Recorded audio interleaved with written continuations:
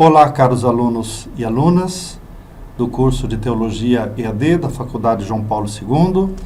É uma alegria muito grande dar início a uma nova aventura acadêmica, História 2.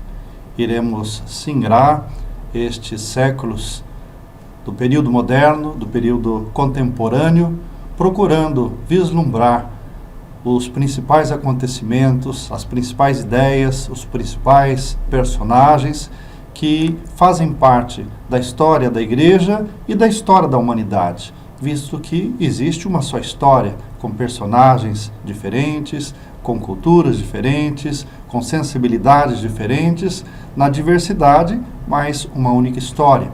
E nós iremos, ao longo do nosso curso, mostrar este entrelaçamento bastante visível entre os fatos sociais, os fatos políticos e os fatos religiosos.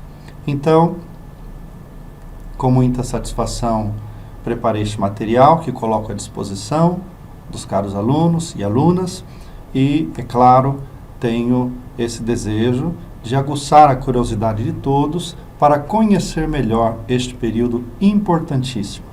Em História 2, estaremos vendo grandes ideias que constituem verdadeiros paradigmas que irão estabelecer raízes na história da humanidade, notadamente do Ocidente, e até hoje nós sentimos a influência destes grandes paradigmas que começaram a ser, digamos assim, plasmado antes da história moderna, mas eclodiram na história moderna. Então, vamos com bastante interesse, com bastante calma, fazer as leituras, também visualizar algumas imagens que colocaremos à disposição e participar ativamente desta nova etapa.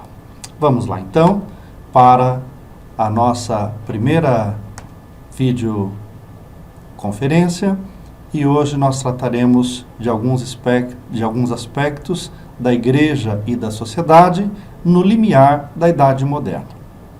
Primeiramente, sabemos que nos nossos estudos históricos convencionou-se iniciar a Idade Moderna com o fato da tomada de Constantinopla pelas tropas turcas.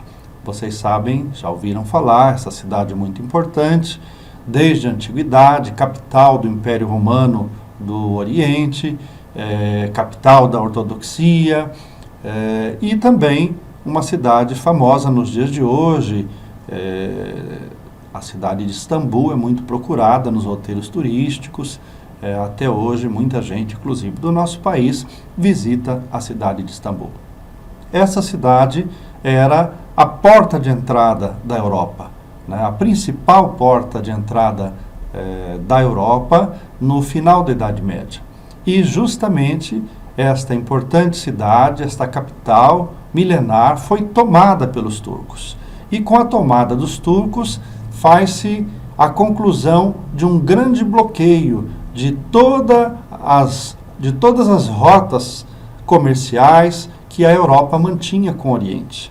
Então, desde a península da Anatólia, onde está a Turquia, a região do Mar Negro todo ali, perto já da Rússia, descendo por todo Líbano, Israel, Egito, norte da África, até o sul da Espanha, estava um grande bloco controlado pelos exércitos muçulmanos, e o Império Otomano, né, o Império Turco, realmente solidificou uma presença muito importante em toda essa região. E a Europa, então, se viu seriamente ameaçada e dali nasceram muitas mudanças, muitas lutas e muitas tentativas de criativamente superar esses imensos problemas que surgiram. Daí, então, esses novos tempos, as novas descobertas, as grandes navegações, como nós estudamos até no ensino fundamental. Então, tudo isso está ligado a esse marco da tomada da cidade de Constantinopla, da solidificação desse desse Império Otomano e dessa ameaça bastante grande à hegemonia europeia. Então, nós estamos nestes séculos, né, 15, indo para o 16, iniciando então o período moderno. É um período marcado pela influência de movimentos importantes. Nós temos a Renascença, com muitas mudanças sociais, mudanças muito importantes. Essas mudanças estão ligadas à ascensão de uma nova classe social, a burguesia. Sabemos que antigamente imperava o feudalismo, uma sociedade mais estática, uma sociedade muito controlada, com costumes muito bem estabelecidos, com classes muito bem divididas e um poder totalmente controlado na mão dos grandes senhores, os senhores feudais. E os seus vassalos obedeciam em tudo, dependiam em tudo da autoridade de vida e de morte, que esses senhores feudais exerciam. Foi surgindo, através do progresso do comércio e do empreendedorismo de pessoas, uma classe nova nas cidades, nas vilas, e esses moradores dos burgos das cidades passaram a ser chamados burgueses. E, conforme o poder econômico dessas pessoas foi crescendo, naturalmente desejaram uma fatia maior do poder, e mais, e mais, e mais. A verdade é que a burguesia nunca mais parou de crescer, nunca mais parou de conquistar a sua ascensão social. Politicamente, é um período de mudanças também, porque nós temos a solidificação das monarquias. As monarquias se tornaram absolutistas, ou seja, com grande poder concentrado nas mãos dos reis, dos monarcas, e a consciência de Estado nacional também se aprofunda. Sabemos que o Império Romano havia se dissolvido e essas antigas províncias mais ou menos se configuraram em nações e aos pouquinhos foram se solidificando como nações independentes e algumas delas conseguindo, já nesse início de Idade Média, apresentar uma identidade nacional. Muitas vezes também era uma identidade religiosa, linguística, cultural, bastante importante. Citemos exemplos. A Inglaterra, um país já unificado, uma nação com identidade própria. Portugal, uma nação com identidade própria. E os reinos da França, também podemos dizer, na Escandinávia já começava. E alguns em processo ainda de unificação, né? Tínhamos vários reinos menores, no que constitui a atual Espanha, na região da atual Alemanha, igualmente, não havia ainda uma unificação, mas em alguns lugares, como eu já disse, Inglaterra, França, Portugal, já existia uma grande consciência de Estado nacional. Então é uma mudança importante no campo de vista político. No ponto de vista religioso, nós temos justamente, no período do início da Idade Moderna, esta grande mudança que é a ruptura. A ruptura da unidade religiosa europeia com o protestantismo. Então, o catolicismo estava ali, hegemônico, há séculos, e desde do grande cisma do Oriente, que é o cisma da ortodoxia, não se via mais assim uma grande modificação no cenário religioso, mas no início do século XVI nós teremos a Reforma Protestante. E temos grandes mudanças geográficas. Se a Europa foi acuada pelo lado oriental, restava o lado ocidental, o Oceano Atlântico. E nós temos aí toda a saga, toda a epopeia, que foi, digamos, dirigida pelo pequeno reino de Portugal, aquele mais projetado sobre o Oceano Atlântico. Ali começou a grande aventura das grandes navegações, com as caravelas que mais rapidamente podiam singrar nos mares, e as descobertas de novas terras. Toda a costa africana foi visitada, foi explorada, a América foi descoberta, as regiões da Ásia até chegar à Oceania. Então, um período de grandes descobertas, novos conhecimentos, uma mudança muito grande nas mentalidades, as pessoas passaram a perceber a existência de outros estilos de vida, de outras crenças, de outros hábitos, e isso, é claro, não deixaria de repercutir na vida europeia. Um outro fator importante é o movimento do humanismo. O humanismo, ele se caracteriza nesse tempo por uma dupla volta. Primeiro, ao antropocentrismo, ou seja, aquela sociedade teocrática pautada preponderantemente pelos princípios divinos, pela lei divina e pela porta-voz de Deus sobre a terra, que era a Igreja Católica. Então, fazia com que a referência primeira fosse a fé. E o homem, ele estava num papel de dependência, né, absoluta, né, da providência divina, num papel de obediência às leis estabelecidas pela religião. O teocentrismo. Nesse momento, nós percebemos que o homem emerge como centro das atenções. E toda esta nova consciência de si, né, toda esta importância dada às capacidades, ao empreendedorismo da pessoa humana, faz com que o movimento do antropocentrismo, ele paulatinamente cresça e substitua o teocentrismo que reinava até então. Junto com isso, existe também o movimento do classicismo. Então, o humanismo, ele é caracterizado pelo antropocentrismo e pelo classicismo. O que seria esse classicismo? Vem das culturas clássicas, ou seja, do período antigo, dos primórdios, nos quais o desenvolvimento dos gregos e dos romanos produziu toda uma riqueza de artes, de produção escrita, poesia, escritos clássicos conhecidos até os dias de hoje, né? grandes autores.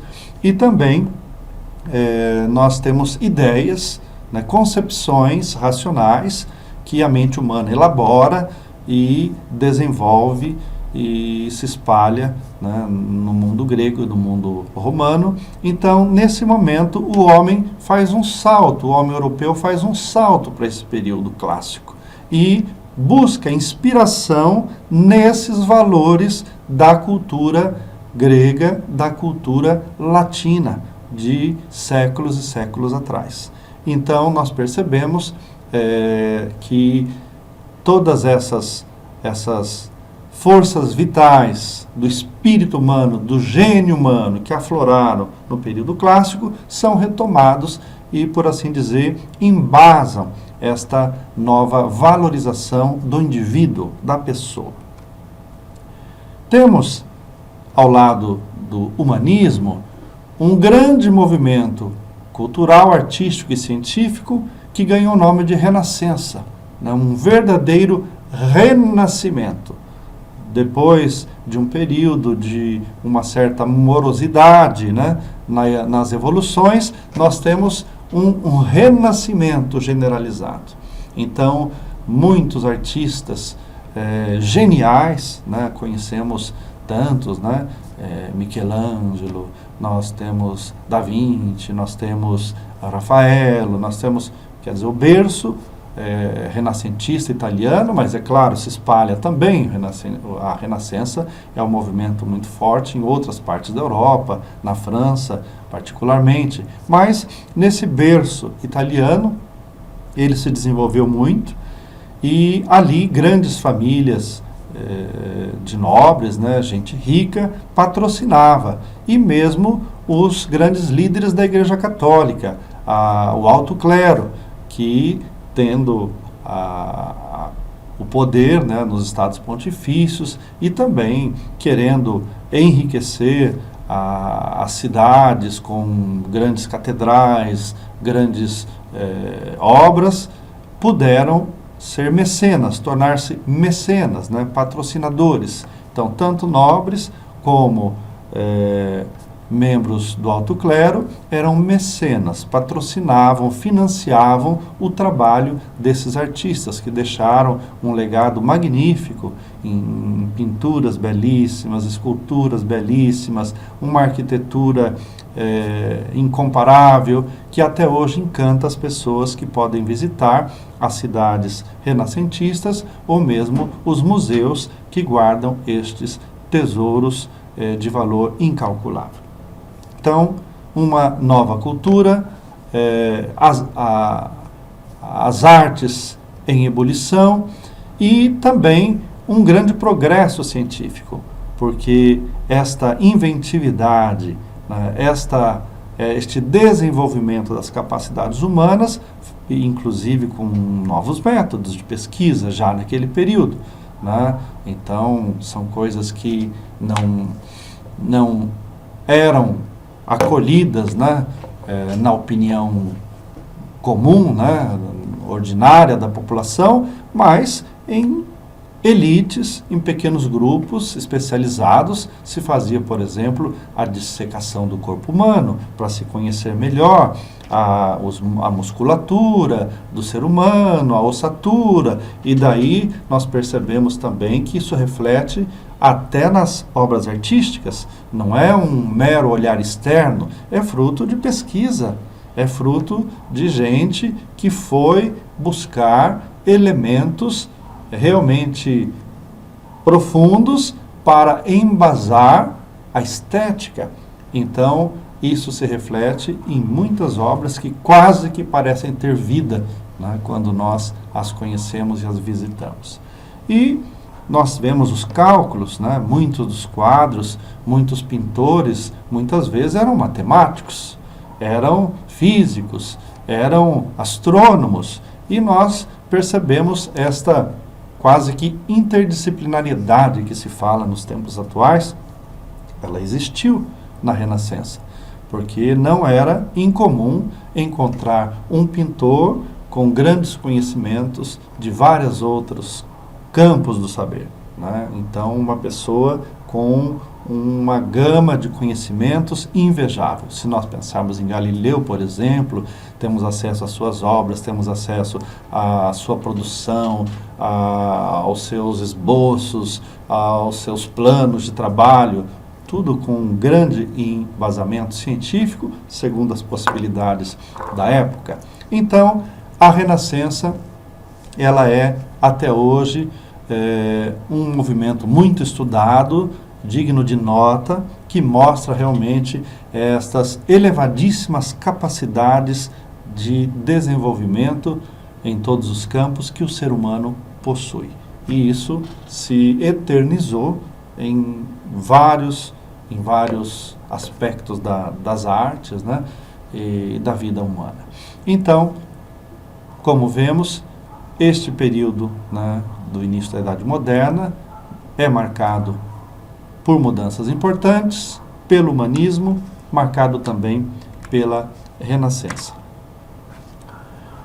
Vamos, nesse contexto mais amplo, embora resumido, né, mas certamente muitos se interessarão ou já se interessaram, seja pela história da arte, seja por um personagem particular, a vida de Galileu, por exemplo, transformada em filme, best-seller, etc. Então, nós temos a oportunidade e devemos mesmo nos interessar para aprofundar este período importante, que é provocador, que é instigador para posicionamentos até do homem contemporâneo. Claro que, no campo da religião, teremos consequências, né?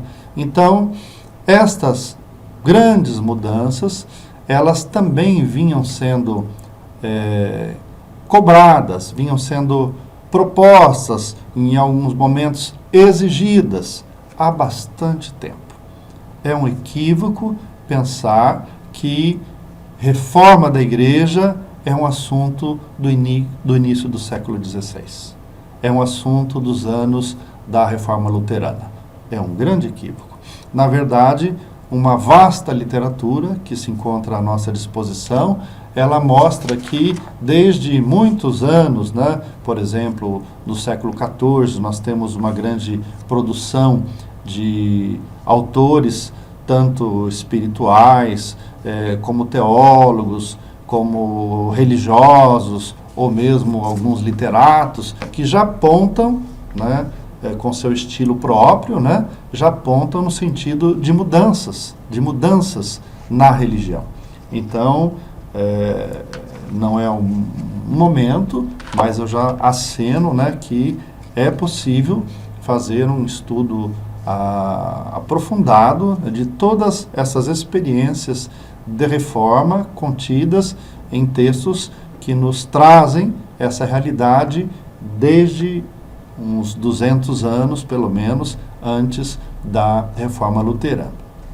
No século XV, igualmente, temos vários escritos, né, de intelectuais e de pessoas do campo da cultura, do campo da religião, que também propõem estas reformas. E, claro, no século XVI, continuaremos a ter também grandes expoentes nesse sentido.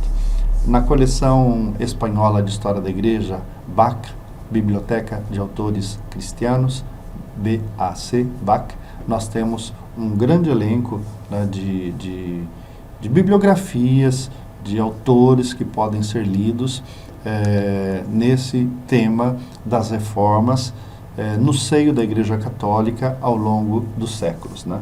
Notadamente, nós podemos ver no volume 3 dessa coleção de História da Igreja Católica, no volume 3 nós temos um interessante, né, hall de obras à disposição de pesquisadores. Bom, não podendo falar, né, de tudo, né, que está à nossa disposição, gostaria de mencionar fatos principais que caracterizam a Reforma Católica em alguns países da Europa. Comecemos pelos Países Baixos.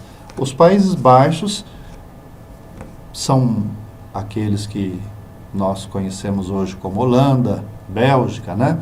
Região realmente baixa em termos de relevo, né? Sabemos dos famosos diques que são feitos na Holanda para conter a água do mar e aproveitar melhor o terreno, né, para a vida humana.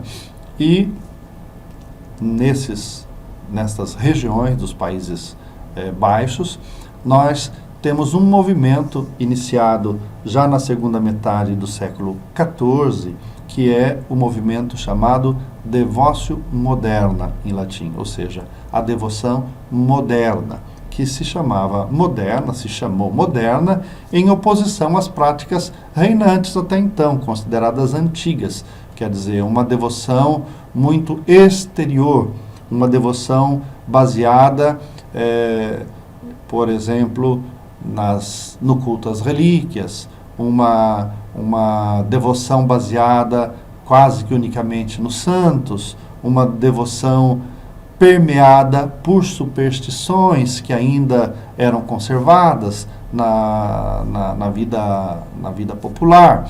Então, a devócio moderna é um movimento que foi desenvolvido pelos irmãos de vida comum, que viviam de maneira muito austera, eram leigos, que se reuniam em pequenas comunidades, se dedicavam a uma purificação da espiritualidade, procurando bases bíblicas e, portanto, indo à Bíblia, conhecendo as antigas traduções, se tornando copistas. Muitos até ganhavam a vida como copistas, ou seja, traduzindo textos antigos ou copiando trechos antigos, né, da Escritura, dos santos padres, dos grandes teólogos dos primeiros séculos do cristianismo. Então, estas obras importantes serviram de base para uma renovação na espiritualidade. E buscou-se, então, já nesse período, uma relação profunda, pessoal, amorosa com Deus, de tal modo que esse descobrir o ensinamento de Cristo fosse acompanhado de uma vivência desses ensinamentos e de um modo caloroso, não frio, não racional e não meramente externo, devocional. Então, por isso, uma devócio moderna, algo diferente. Aliás, algo que se fala muito nos dias de hoje também, mas não é novidade. Nos Países Baixos foi um movimento muito forte e ao longo do século XV se desenvolveu bastante, e nós tínhamos em quase todas as cidades dessa região, da Holanda, da Bélgica, nós tínhamos esses irmãos de vida comum. E comunidades religiosas, notadamente agostinianas, que aderiram também a esta espiritualidade e renovaram a vida monástica, a vida religiosa, e esses mosteiros, mais de uma centena de mosteiros, se tornaram focos de radiação para as populações circunvizinhas desta devócio moderna, desta nova devoção. Então, baseada na Sagrada Escritura, baseada nos ensinamentos dos Santos Padres, com um acento forte para a pessoa e ensinamento de Jesus Cristo, numa relação amorosa e num cultivo da oração mental também. Uma vida virtuosa e austera, podemos dizer que no caso dos irmãos de vida comum, não eram religiosos, mas praticavam os votos tais quais fossem religiosos. Então, algo digno de nota.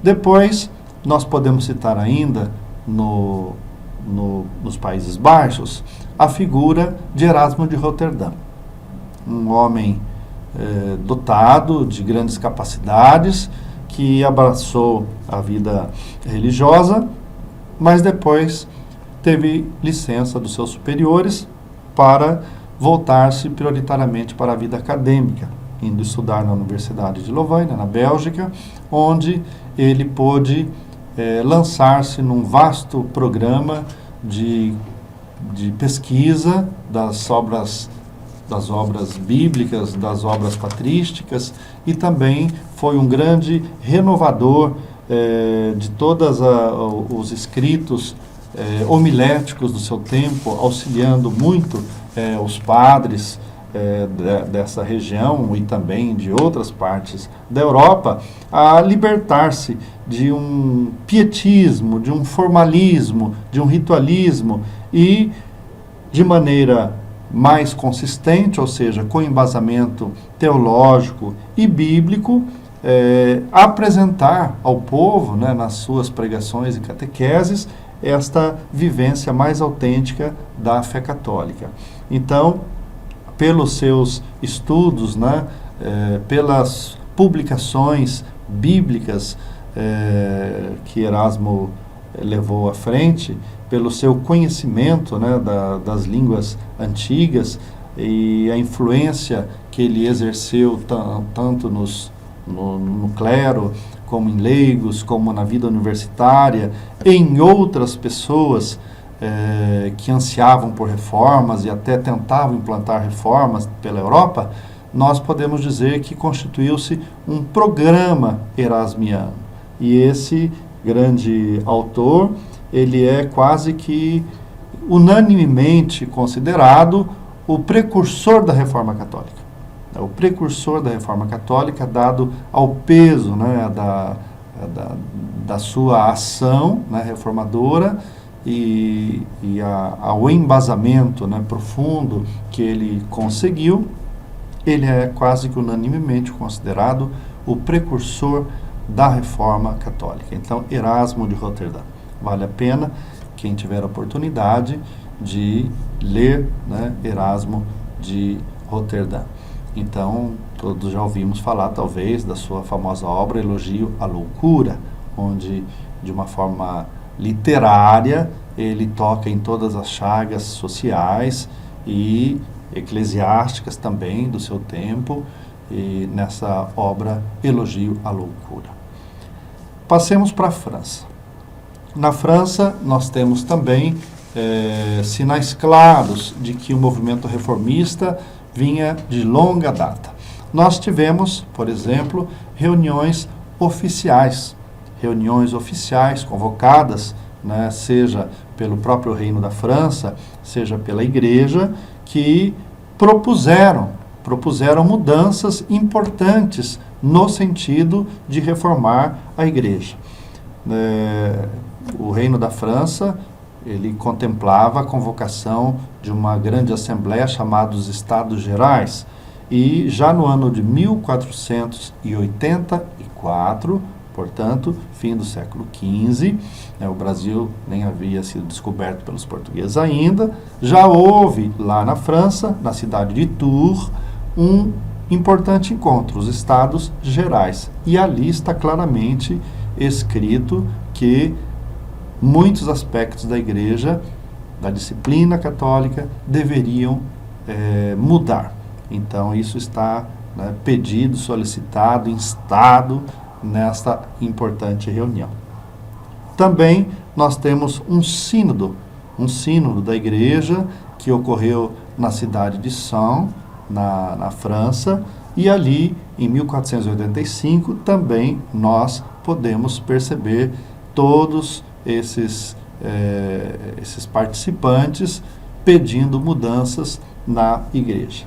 Novamente, houve uma assembleia importante nacional convocada para a cidade de Tours, e ali temos igualmente outra reunião oficial insistindo nessas reformas. Então, o comentário era grande, não era um ou outro isoladamente, mas muitas vozes percebiam a necessidade de mudanças no seio da Igreja, né, que ela deveria primar muito mais, né, pela formação do seu clero, pela maneira de posicionar-se nas questões de sociedade, na vida política, na vida econômica, no exercício do poder, enfim, muitos aspectos da doutrina e também da disciplina no seio da Igreja. Ainda na França, vale a pena motivá-los para conhecer algo de grandes reformadores. Nós podemos citar alguns deles, né? Temos o cardeal Georges d'Amboise, que foi um homem muito importante, que iniciou um movimento de reforma por ter uma posição de destaque no próprio governo do Reino da França. Ele conseguiu iniciar um trabalho de reforma das ordens religiosas a partir do ano de 1502, a partir de Paris e depois em outras regiões da França, e foi muito feliz nessa sua iniciativa, conseguindo a reforma de muitas ordens religiosas no Reino da França.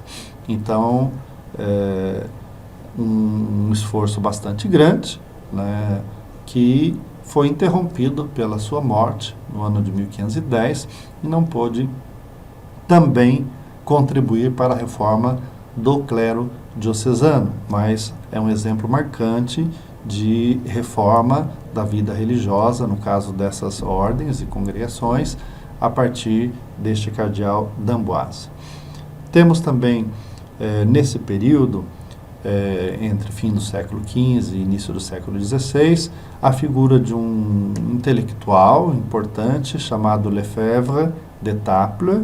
Este homem especializou-se também nos estudos bíblicos, ele foi professor em Paris, e ali Lefebvre d'Étaples fez uma grande obra, de publicações, inclusive traduzindo para o francês, a partir do ano de 1523, os textos bíblicos, né? Foi traduzindo parcialmente, né, os livros da Bíblia e oferecendo assim a sua contribuição para um conhecimento maior da Sagrada Escritura.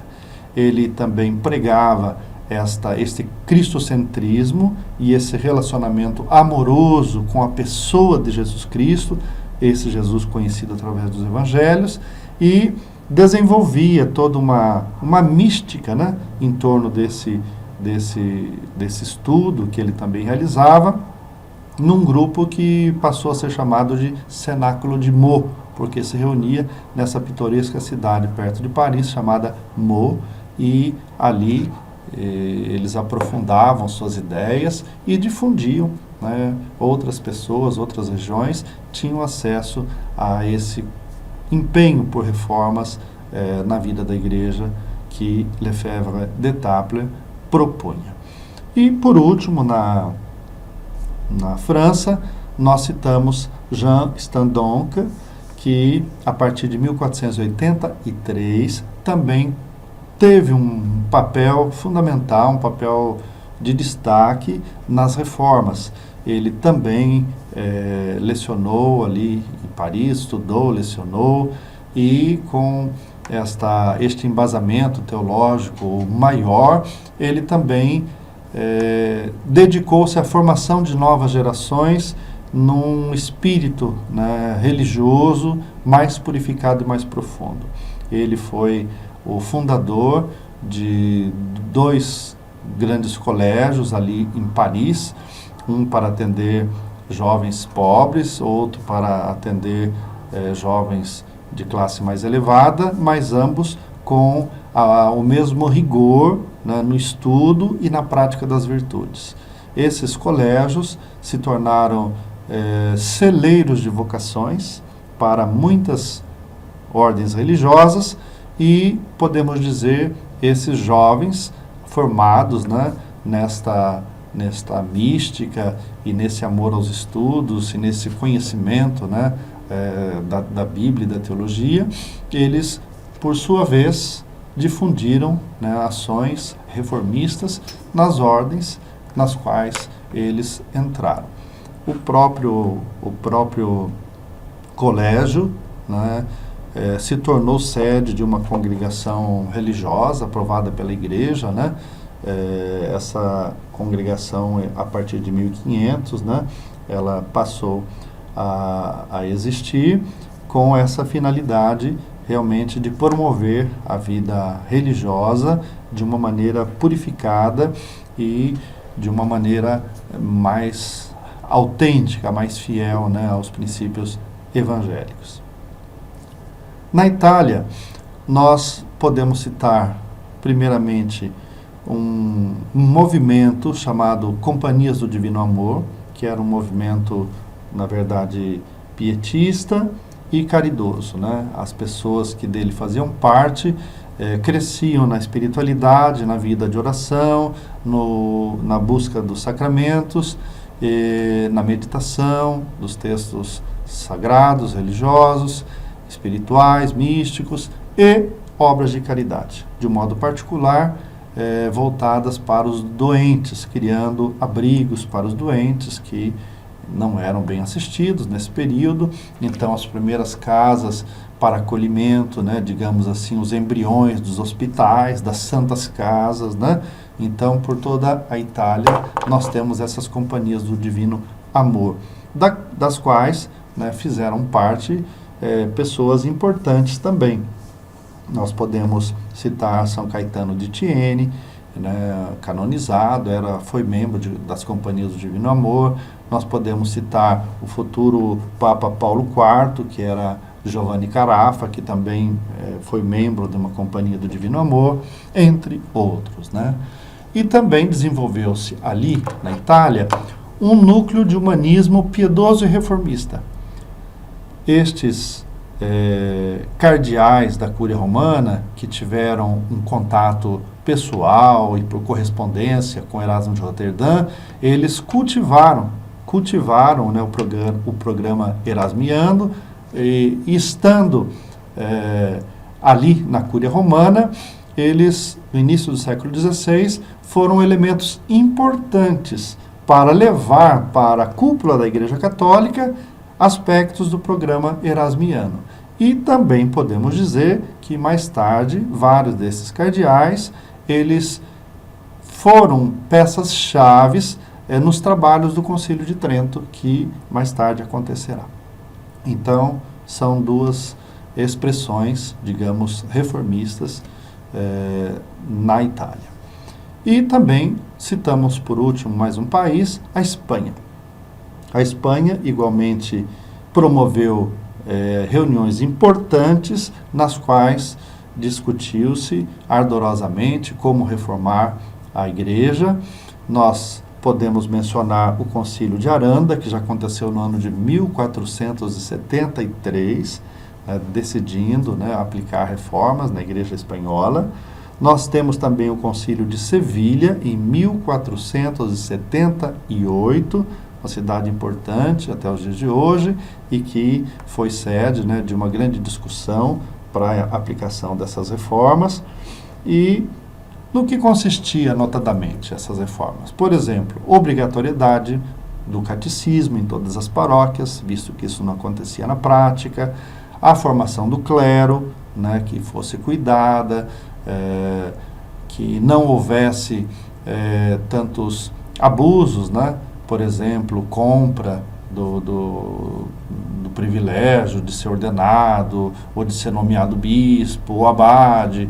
Então, livrar as ordens sagradas desta comercialização, desse interesse econômico em detrimento do aspecto do serviço, do aspecto vocacional mais autêntico. Então, muitas decisões foram tomadas. Nós podemos citar pessoas também, em particular, que tiveram um papel relevante na reforma católica espanhola.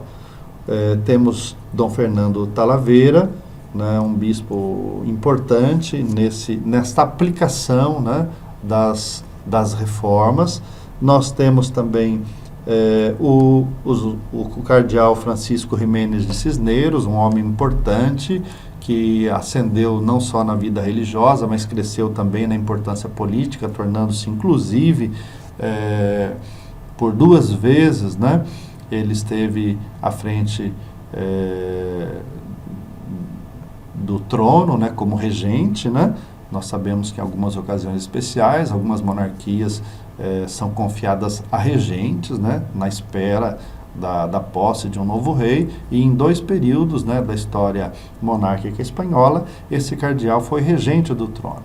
E com a autoridade cardinalícia e autoridade política que possuía, ele implantou muitos elementos de reforma nos conventos, nas dioceses espanholas, e os registros contam que até com o uso de guarnições militares, quando não se aplicava por bem, se aplicava à força as reformas na Igreja Espanhola. E difundiu-se grandemente por toda a Espanha esse movimento de formação exemplar dos clérigos, de catequese da população católica, de cuidado com a liturgia, de proibição de nomeações de pessoas de outros países para funções na Igreja Espanhola, funções que eram pro forma em geral, as pessoas eram nomeadas, tinham acesso a rendas eclesiásticas, mas ficavam na Itália ou em outras cidades importantes da Europa e não vinham ali para suas regiões de nomeação. Então, os reis católicos, também Fernando de Aragão e Isabel de Castela, podem ser considerados, embora sendo civis, sendo políticos, sendo monarcas, reformadores. Eles, em primeira pessoa, assumiram a reforma da igreja, com afinco e com a sua força, diante da Santa Sé, exigiram uma série de medidas, que protegesse, o reino da Espanha dessas práticas equivocadas nas nomeações de bispos, de abades. Eles demonstraram tanto zelo por estas novas leis, essas novas disciplinas, que inclusive passaram a ser chamados de reis católicos, até pelo Papa, e tiveram oficialmente um documento papal concedendo o padroado, o direito de padroado, o direito de tomada de decisões em assuntos eclesiásticos na Espanha. E depois nas colônias também, etc., é o regime de padroado que nós brasileiros conhecemos tão bem, porque imperou durante todo o período da colonização do Brasil e também continuou no período da independência com o Império, o regime de padroado. Então, está um pouco ligado, né, a esta ação reformadora, ao reconhecimento, né, pontifício, ação reformadora dos reis católicos. Isso para falar também de alguns personagens que depois, na leitura, poderão conhecer melhor. Por fim, né, nessa primeira apresentação de conteúdo, não poderia deixar de falar da Reforma Luterana. A Reforma Luterana, ela está nesse contexto maior que nós estamos mencionando, né, que durava já vários séculos, mas temos vários elementos claros que mostram uma sintonia. Primeiro, Lutero, ele era um monge, era um agostiniano. Já por aí nós notamos que a espiritualidade, a regra agostiniana já tinha um diferencial em relação ao pensamento mais aristotélico tomista, a uma certa racionalidade exagerada da religião, né, dessa época, a mística agostiniana, a regra agostiniana ia noutra direção. Então, não por acaso, Lutero era um agostiniano. Lutero também teve contato com vários destes reformadores que eu citei, né? Teve contatos pessoais, teve contatos epistolares, algumas cartas foram conservadas, então existia um diálogo, né, uma troca de ideias desses personagens importantes. E depois, é claro, haverá todo um contexto que fará, né, eclodir um novo movimento reformista que será totalmente diferente destes que eu citei, porque ele causará uma cisão na Igreja Católica e a criação de uma outra religião, a religião luterana. E depois outras religiões, né, que comumente se chamam protestantes, que foram surgindo ao longo do tempo, né? Calvinismo, a Igreja Reformada, depois uma outra vertente, o anglicanismo na Inglaterra e outras subdivisões. Mas voltemos então para os primórdios, né, da Reforma Luterana. Primeiramente, a Reforma Luterana, ela não pode ser afastada do contexto renascentista que nós já mencionamos. O individualismo vinha crescendo e esta importância dada ao indivíduo está muito ligada à Reforma Luterana. Lutero era um indivíduo, né?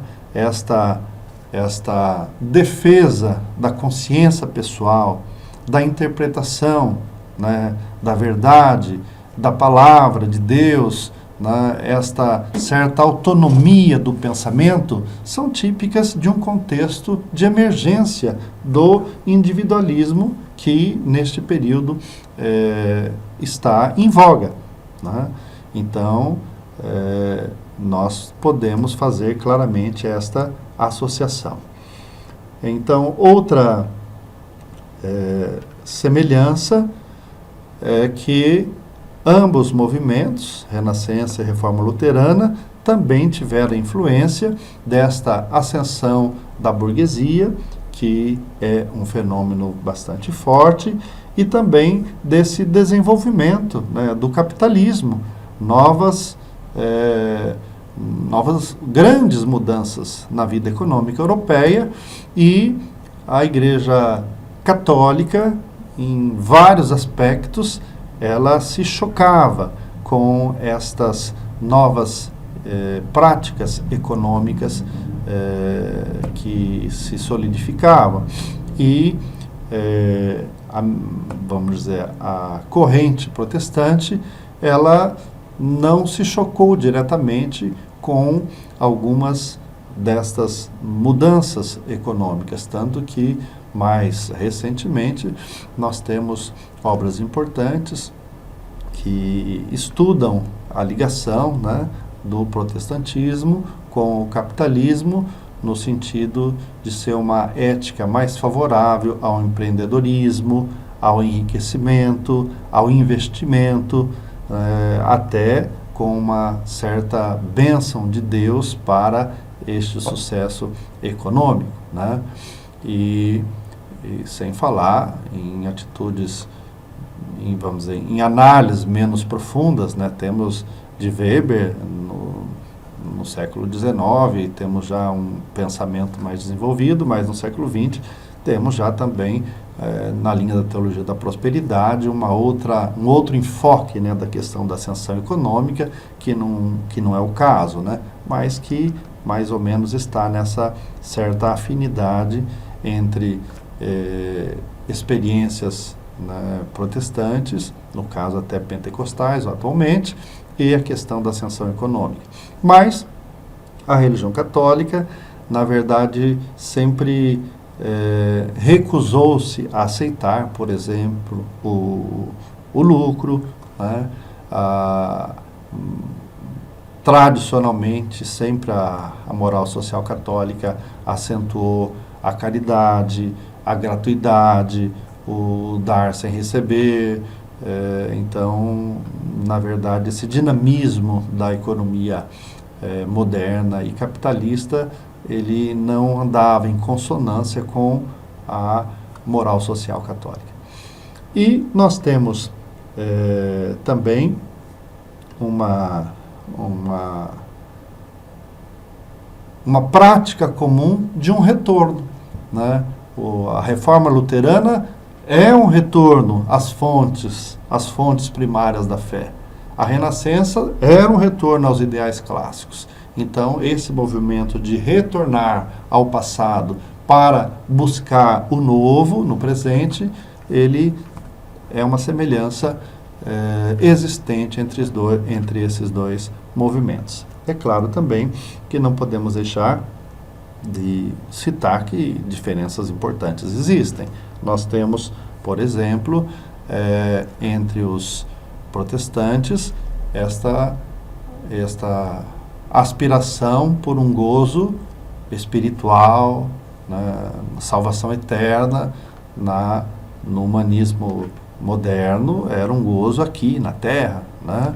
Nós temos também essa consideração pelos humanistas da natureza do homem como intrinsecamente boa, e na Reforma se falava dessa corrupção, né, e desse desprezo, né, pelas coisas da carne. E nós ainda podemos dizer que esta visão renascentista de valorização da razão, né, não era compartilhada pelos reformadores, que batiam muito na tecla da fé, né, de conformar-se aos preceitos da fé. E a figura, as causas, né, digamos, as causas mais comuns, né, deste grande movimento que foi a Reforma Luterana, elas podem ser subdivididas em causas religiosas, políticas, econômicas e geoculturais. Causas religiosas, nós temos várias, né?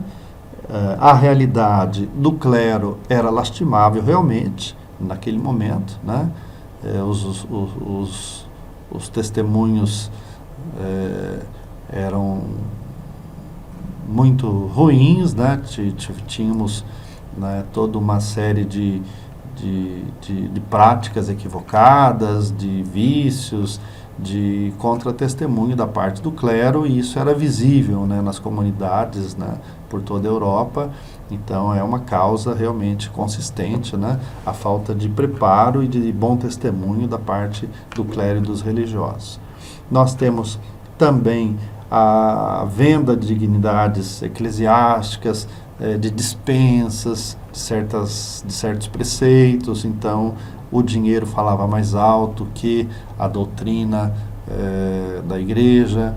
Então era um fato também que causava, né, uma indignação em muitas pessoas nesse período. E temos a exacerbação do culto de relíquias. As relíquias têm uma mística saudável, mas também tem uma possibilidade de exagero muito claro, e nós, nesse período, constatamos que o culto às relíquias havia adquirido uma importância exagerada, né, na vida católica. Então é também um desvio de rota nesse sentido do que é prioritário, né, para a fé cristã. E podemos também terminar dizendo que a venda de indulgências, né, em comum em várias partes, foi um estupim realmente bastante significativo, preponderante, porque quando Lutero se depara cara a cara com a pregação das indulgências e a cobrança, né, dessas indulgências, né, então as pessoas recebiam para seus entes queridos, né, os tesouros da vida eterna pagando em dinheiro, né, e esse dinheiro era levado para custear as despesas, né, dos estados pontifícios, sobretudo das grandes obras, né. Nesse momento estava sendo construída a Basílica de São Pedro, em Roma, e os grandes artistas que ali trabalhavam exigiam vultosos investimentos da igreja que os cofres do Vaticano não possuíam. Então se lançava a mão da pregação de indulgências, da distribuição de atestados de indulgências parciais, plenárias, e as pessoas pagavam por isso em todas as paróquias, né, de várias regiões. No caso da Alemanha, isso foi realmente um fator determinante para que eclodisse essa contestação, né, essa argumentação também teológica de Lutero e o movimento reformista que se solidificou em torno da figura de Martinho Lutero. Martinho Lutero viveu de 1483 a 1546, né, uma vida intensa, né, uma vida intensa. Nasceu no ano de 1483, depois dedicou-se aos estudos de direito, aos estudos de filosofia, no início do século XVI. Também teve o célebre episódio, né, de uma fortíssima tempestade, e ele ali, com medo até de morrer naquela tempestade, fez um voto de tornar-se religioso caso saísse são e salvo daquela tempestade. E assim aconteceu, né? Saiu ileso e tornou-se religioso, entrando na ordem agostiniana.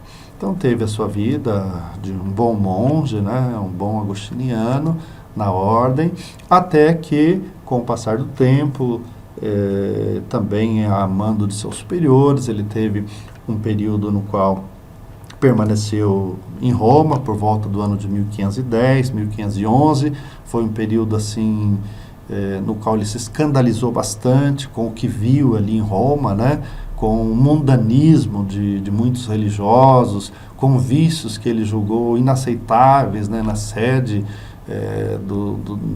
da igreja, né, na capital do catolicismo, e além disso, ele continuou toda a sua pesquisa teológica, tornou-se professor e pesquisador de Sagradas Escrituras, e ali nas Sagradas Escrituras foi encontrando respostas para questões pessoais, até para certas angústias pessoais, e a partir da justificação, né, que ele busca na Sagrada Escritura, nas cartas paulinas, ele readquire assim uma paz nunca antes vivida e se torna então um grande defensor desta volta, né, à intimidade com Cristo, o único mediador, o único Salvador, o único capaz de dar, né, para o ser humano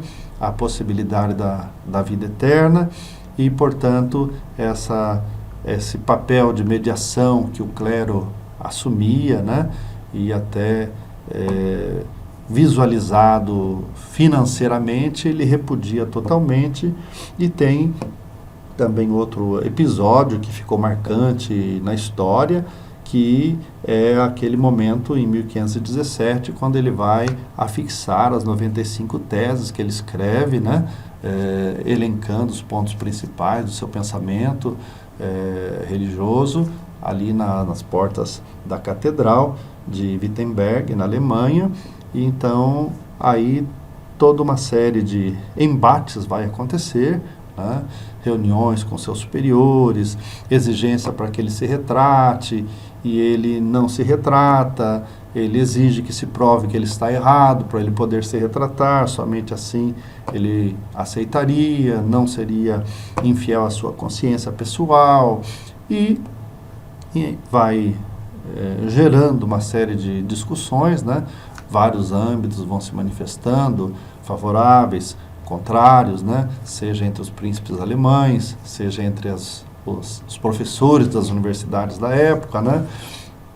E algumas condenações. As doutrinas luteranas são emanadas de centros importantes de estudo.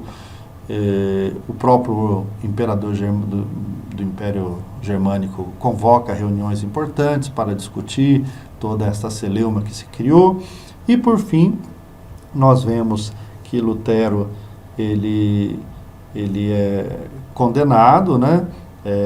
Mesmo nós temos assim uma condenação em 1520 para os ensinamentos, né? Sobre esses ensinamentos luteranos através de uma bula papal. E, por fim, já no ano de 1521, acontece a excomunhão do monge Lutero, né, em 1521. Ele é declarado, né, persona non grata, está fora da igreja. Também ele será declarado pela autoridade imperial fora da lei, né, não fosse a proteção, né, dos seus aliados, né, ali entre alguns príncipes alemães, ele corria até risco de morte, mas protegido, né, lá no sul da Alemanha, pôde continuar a sua obra, escrever, fazer a sua tradução bíblica para o alemão, e tendo saído, né, tendo sido excomungado, ele uniu-se a uma ex-religiosa, né, casou-se e faleceu no ano de 1546. Morreu sem ver a declaração de paz religiosa e sem ver a aceitação, né, do luteranismo como religião permitida na Alemanha. O que vai acontecer anos depois, no ano de 1555, na cidade de Augsburg, na Alemanha, momento esse chamado a Paz Augustana. A Paz Augustana que permitiu a existência legal das duas confissões na Alemanha, o catolicismo e o luteranismo, segundo decisão do príncipe local. O príncipe optando pelo catolicismo, os súditos deveriam ser católicos. O príncipe optando pelo luteranismo, os súditos deveriam se tornar luteranos. Depois teremos outros capítulos, né? Teremos inclusive guerras religiosas, né? Períodos de calma, períodos de guerra, e infelizmente muita divisão, né? Foi solidificando-se, e subdivisões igualmente, né? Na Alemanha, na Europa continental e também insular, na Inglaterra, e depois atravessando o Atlântico igualmente, né, esse processo, né, de subdivisões, de reformas dentro da reforma, foram acontecendo, né, todos esses movimentos, até essa pluralidade, né, que existe nos dias de hoje. Claro que não podemos deixar de citar também que lá do outro lado da circunferência existe um movimento de reaproximação dos cristãos, que será tema de outra disciplina do curso, que é o movimento ecumênico, né, que já tem pouco mais de um século e que procura voltar, né, às fontes primárias da fé e tentar uma reaproximação dos cristãos em vista de um testemunho da verdadeira fé em Jesus Cristo Salvador. Então, é realmente um início de estudo interessante que espero que todos vocês possam desfrutar e aprofundar. Então, nos vemos na próxima unidade. Bom estudo a todos.